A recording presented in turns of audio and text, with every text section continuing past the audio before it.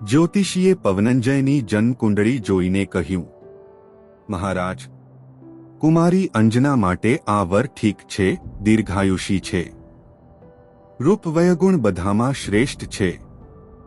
મહારાજ મહેન્દ્રે દૂતને આજ્ઞા આપી, તમે આ ક્ષણે જ અંજનાના વિવાહનો પ્રસ્તાવ લઈને આદિત્યપુર જાઓ. આદિત્યપુર પહોંચીને દૂતે અંજનાના વિવાહનો પ્રસ્તાવ રાજા પ્રહલાદ સમક્ષ મૂક્યો.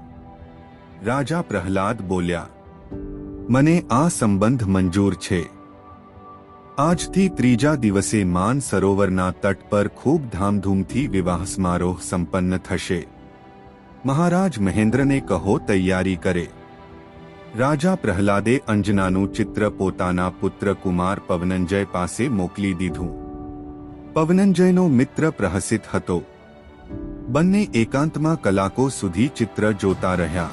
પછી પવને પ્રહસિતને પૂછ્યું, કેવી લાગી મારી અંજના?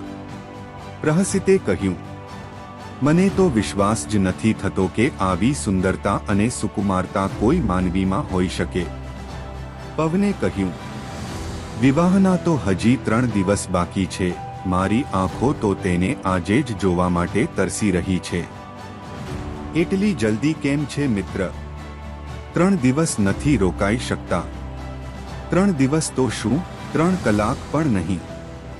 હમણાં ચાલ, આપણે એને જોઈશું. પ્રહસિત અને પવનંજય સાંજ થતાં જ વિમાનમાં બેઠા અને સીધા રાજકુમારી અંજનાના મહેલની છત પર ઉતર્યા. તેઓ જાળીમાંથી રાજકુમારીનું સૌંદર્ય નિહાળવા લાગ્યા. મહેલની અંદર અંજનાની સખીઓ તેની સાથે હસી મજાક કરી રહી હતી. અંજના, તું કેટલી ભાગ્યશાળી છે, તને પવનકુમાર જેવો પતિ મળી રહ્યો છે. ત્યારે બીજી સખી બોલી, અરે, તું શું વાત કરી રહી છે? વિદ્યુતપ્રભને છોડીને પવનંજયની પ્રશંસા કરી રહી છે. પવનંજય પણ તેની બરાબરી ન કરી શકે. તે ઉત્તમ ચરિત્રવાન આજ ભવમાં મોક્ષ પ્રાપ્ત કરશે. ત્યારે મધુરિકા નામની સખી બોલી, આપણી અંજનાનો જોડીદારો તો વિદ્યુતપ્રભ જ હતો.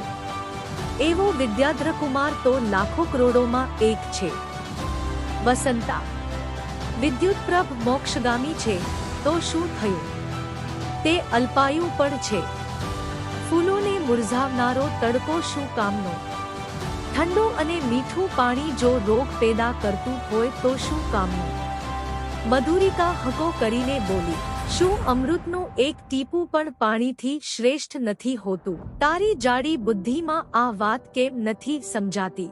સખીઓની હસી મજાક સાંભળીને પવનંજયને જાણે સોસો વીહિયોનો ડંખ લાગ્યો. તેના રોમ ક્રોધથી બળવા લાગ્યા. તેણે પ્રહસિતને કહ્યું, મિત્ર, આ શું વાત છે? વિદ્યુતપ્રભની પ્રશંસા સાંભળીને પણ અંજના મૌન છે. શું તે તેને જ પ્રેમ કરે છે?